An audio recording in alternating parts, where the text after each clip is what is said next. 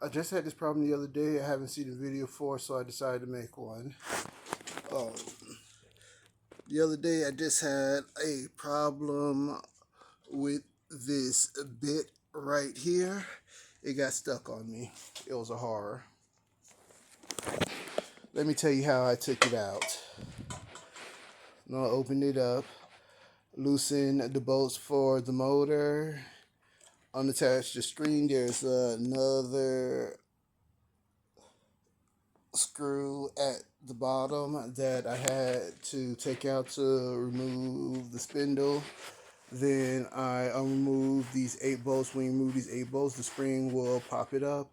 You have to remove the cylinder right here on the inside that is connected here. You pop it out. I give it a little tap on the curve.